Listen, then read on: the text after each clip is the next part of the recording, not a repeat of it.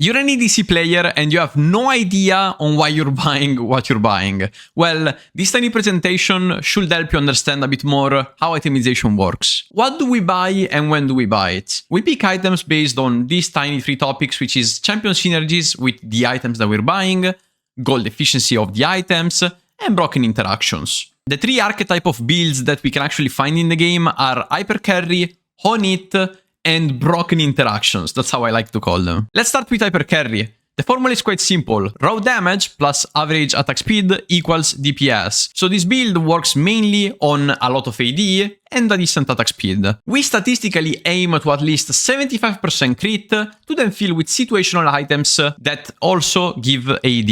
An example here, I decided to pick Jinx.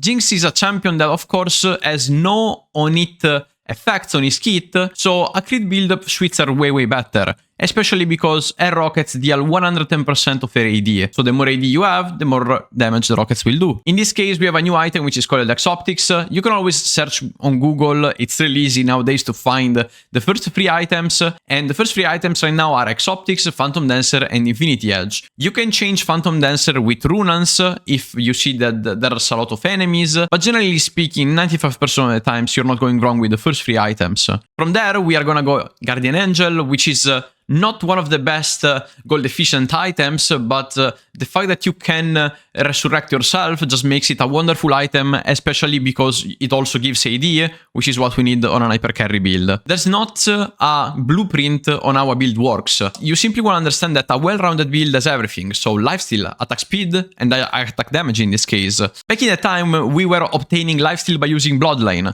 Bloodline was a tiny rune that would have given you some lifesteal, and that was pretty good, but now we have the new boots which give lifesteal, and we like to place those ones now, and if you take that, you absolutely don't need Bloodline, you can replace it with Alacrity. The final example here is Exoptics, Phantom Dancer, Infinity Edge, reaching 75% crit, Guardian Angel, optional items that give AD, and some tiny lifesteal to just keep up in case we're playing against a ranged comp. Here we go to on it. I feel like people miss out a lot on it builds. Crit builds are easily understandable. I feel like you simply want to stack as much AD as you can, get a decent attack speed, and you're simply gonna make it happen. The formula is a bit different. You deal damage based on your attack speed plus your champion effects. The champion does the work, and then a tiny bit of itemization does also the other work. In this case, I just want you to understand that AD it's not needed. Some people think that stacking AD on this type of champions is actually needed, while it's absolutely not.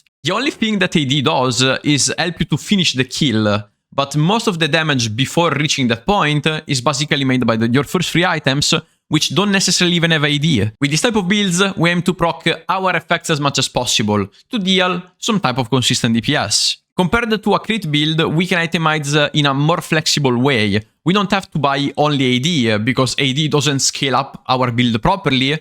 We can buy attack speed, mixed stats, such as health, armor, MR, and this changes heavily based on the enemy comp.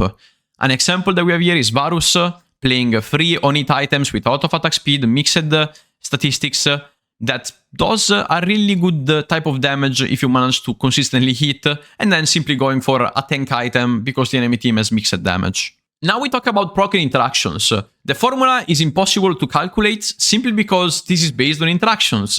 What this means is simply that some random builds just come out of an hour and they become completely broken because there's something that doesn't work in the way that it should. Those builds are usually the best in the patch, and they usually have an unfair advantage, meaning that they are fairly easier to play compared to the other 2. We saw Senna, Deadfire Touch, and Smolder Deadfire Touch working insanely well because the Black Cleaver was proccing insanely fast instead of doing once every single auto. In conclusion, if you're playing a crit hyper carry, you want to focus on your first 3 items to have 75% crit, pivot into a Guardian Angel, and then either close with heavy AD or 100% crit. With on it instead, you always want to go for the first 3 item core that you can easily find on YouTube or Google, whatever you want, plus Guardian Angel, which is a bit more optional, I will say, but it's always like a welcomed item, and HP, armor, MR based on the enemy comp.